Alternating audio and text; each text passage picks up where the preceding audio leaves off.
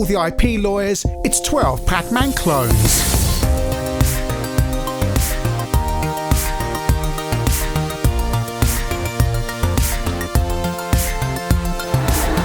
Pacman was an arcade smash, and of course in the early days of home computing, anyone would copy the game and port it to the home systems.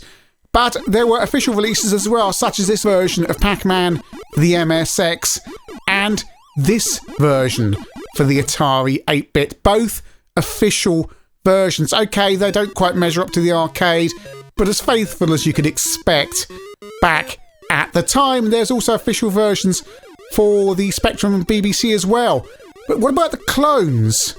Those unofficial things that didn't so much fly under the radar as kind of appear as a honking great big thing that people just could get away with at the time. Well, kind of.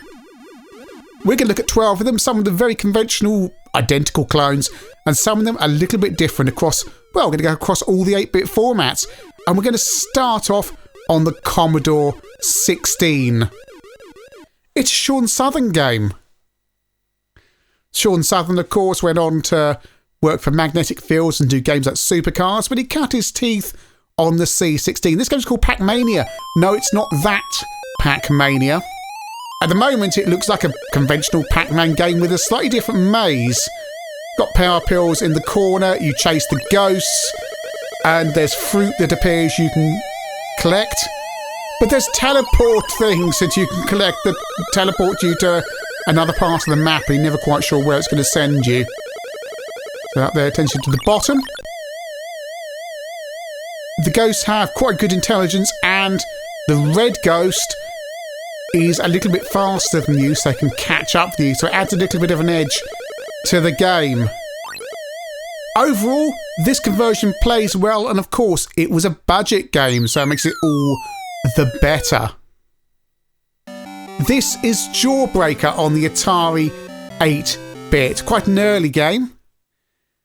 And, well, it's got a little bit of variation on Pac-Man, a different type of maze again, and you are a giant jaw that goes around the maze being chased by faces. Power pills are in slightly different positions. It's quite good fun. It's a very early game for the system. So that's the first level completed, and a toothbrush comes on and cleans your teeth. Nice bit of polish. And you go on to level 2 and it's much the same. And you've got exits to top and bottom. It's not bad, but there's far better Pac-Man games to be playing on the Atari 8-bit. Munchmania on the C64. The ghost comes straight for you. If you don't make a move right at the beginning to the right, then they will get you. It's a fairly conventional Pac-Man game with a smaller maze. And the ghosts are utterly vicious. Made worse by the fact the maze is so small. And the controls are pretty bad as well. The game goes in one direction if you press the joystick, and another direction if you press the joystick, no matter, and if you let go it still continues going on. If you suddenly want to turn right or left or up or down, it might work, it might not. It's all very frustrating and rather annoying, combined with the smaller maze. Not a game to spend much time on. Not all Pac-Man clones were 2D top-down affairs, as we will see here on the BBC Micro. This is 3D Munchy. What kind of 3D is it? Well, it's isometric 3D, well, kind of. You are the kind of Pac-Man thing in the middle, and you have to go around the maze collecting the dots. There's baddies that come after you, and the difference here is the baddies can dig holes that you have to repair to get past. And repairing the holes is quite annoying. You have to press down tab when you're next to them, plus the direction key. And there's a time limit. Yes, it's got a few extra things here. And you get different maps level to level. It's quite hard. And basically how far you'll get on depends entirely on how many holes the baddies decide to dig. An interesting take, but ultimately an unsuccessful one. How long before Amstrad would crop up in any Pac-Man clone? I think this was the only one they did. Haunted Hedges and you are a man in a maze and ghosts are after you, and we got ice picks instead of power pills. Interesting. It's got this top-down but slightly 3D isometric view. The game's fairly easy on the standard settings, but if you have an option to turn the intelligence of the ghosts up, and they do become quite vicious, and it becomes a genuine challenge. It's the same maze over and over again, but if you are a hardcore Pac-Man fan and you want a bit of an extra challenge, then Haunted Hedges on its top setting might prove an interesting diversion for 5 minutes at least. Across the VIC-20, of course, it's Jelly Monsters, a game that got Commodore in trouble.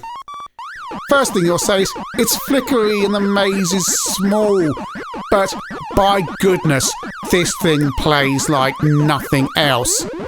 It's a really good game in its own right. It's so enjoyable. I've just been playing this over and over again after I've loaded it up. It's really good. Yes, the ghosts flicker. Yes, the maze is small and funny. It seems to capture the spirit of the arcade better than any of these other games I've seen so far. It even arguably plays better than some of the official clones, such as the rather good MSX version. Jelly Monsters is arguably a game in its own right, but also an excellent clone of Pacman. IP infringement, it's always a dodgy area, and many of these games, well, they basically infringe IP. And we come to Hungry Horace, the blue blob from the Spectrum era who starred in a few rather bad games. It's a little bit different because the maze is well shaped like this, and there's a giant pink head running around after you who wants to trap you.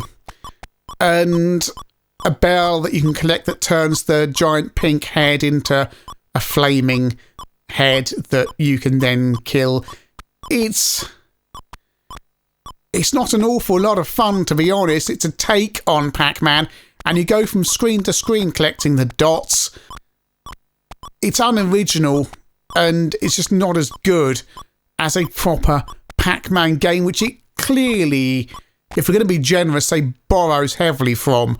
Or if you're not going to be generous, you can say this is just it's a rather bad attempt at lifting many of the elements of Pac-Man and turning them into, or trying to turn them into a unique new game, and it fails badly. It's not even hilariously bad like Horace Goes Skiing. It's just not any fun, poorly implemented, and you should be really playing a real Pac-Man game that is much, much more fun, even if this does have a different take. From Horace munching on pills back to something that looks much more like Pac-Man, it's Munchy on the C64. Can't find out who published this, but I found it on one of the C64 download sites, and it's a quite nice implementation. Pac-Man isn't a complicated game. Well, it is actually, because the way the ghosts work. And interestingly, the really good Pac-Man clones copy the arcade with how the different ghosts patrol the corners and so on. A lot of these smaller, cheaper clones don't do that. Although Pacmania did actually have the red ghost that goes after you more, and so on. In this Munchy, the ghosts seem to wander around a bit more randomly. It's fun, but I've genuinely got no idea where it came from.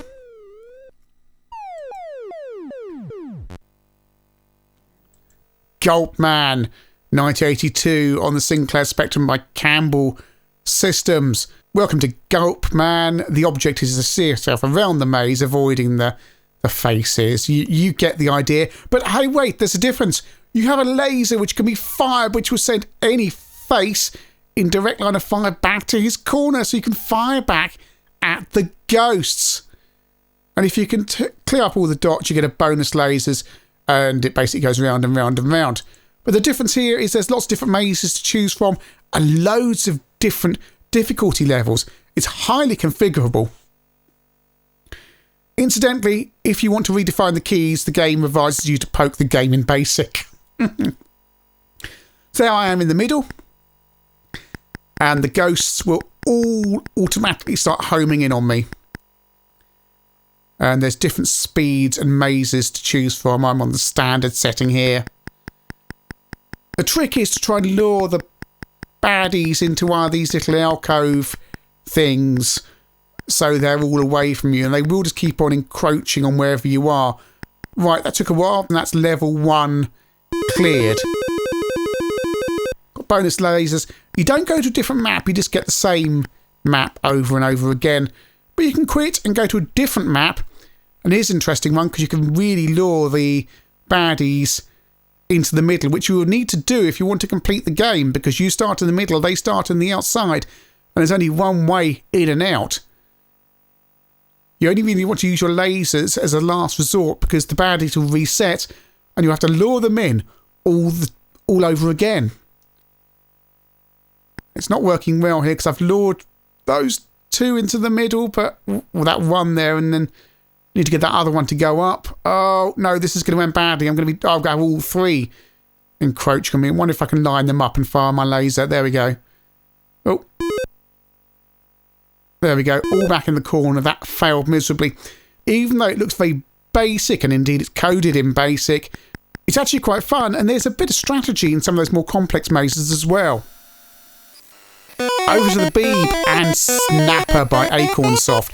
One of the first games published on the system, one of the very first games published in machine code. And if you're thinking this looks authentic, well, Atari noticed as well and made Acorn rebrand the game into, well, they called it Snapper again. But look, you're suddenly a tomato and there's men like look a bit like Morph coming after you. But everything else remains the same, including the gameplay and how the ghosts patrol. But wait, as they say in those things in the hardware shop, there's more.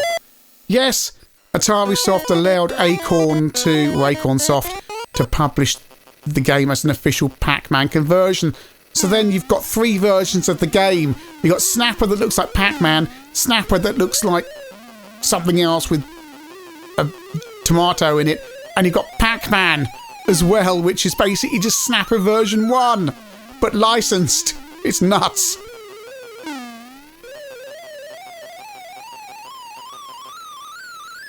All 3 of these games are quite superb. Doesn't matter which one you play. You probably want to play the genuine Pacman one though. Classic Muncher by Bubble Bus on the CPC. Good graphics, nice presentation. It's quite late for a Pacman clone. Again, it's weird which games Atari noticed and cared about and which ones didn't. This is clearly a Pacman rip-off. It came out, I think 1987. It does, however, have a smaller map and you get a different maze each level. Unfortunately, it's far too hard because the map is so small and you've still got 4 ghosts wandering around, so you can't really get a strategy or anything going. It's just too frustrating. It's a shame because actually it looks quite nice. Now, we looked at a 3D Pac-Man game earlier, but what about a proper full 3D Pac-Man game? Well, 3D Pac-Man, or Pac-Man 3D, was released on the Sinclair Spectrum, published by a guy called Freddy Christensen from Denmark. I don't know if it was published in the UK, but, well, it's Pac-Man meets Doom, or 3D Monster Maze. You're in a maze, and you have to get all the power pills, but it's in 3D, and you get no idea what the top-down view is. On level 1, there's no ghosts, just to get you familiar with the game. And it's quite, well, you can see where you are. You get a dot, but it takes about 6-7 minutes to clear the map because you'll be going back and forth. And, yeah, there's a ghost.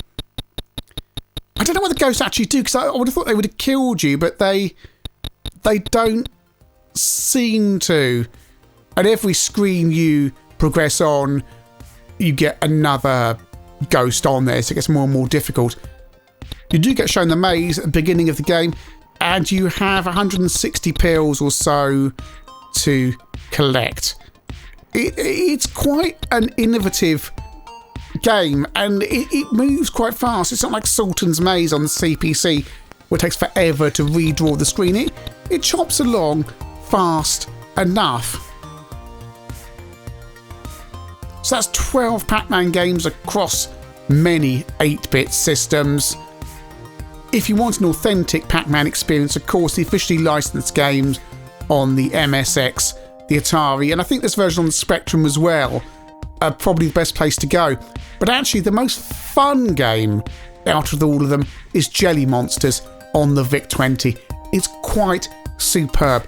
Purists will complain about the small screen, the flickering graphics, etc, etc, but none of that takes away from the fact of just how much fun that game is. 3D Pac-Man on the Spectrum is an interesting take. It's interesting to see the Specky doing it that early on in 3D. It's proper 3D, you're wandering around. It's Pac-Man meets Doom almost. It's a shame the ghosts don't seem to have much effect on your life in the maze. And I also really like Pacmania on the C16. The title is confusing, but Sean Southern got there first, and it's a Sean Southern game, so you know it's going to be good. Sorry if I didn't get around to your favourite Pac-Man clone. Let me know in the comments of anything you'd like me to have a look at some point in the future, perhaps. And yeah, check some of these games out, because it doesn't necessarily need to be officially licensed to be any good.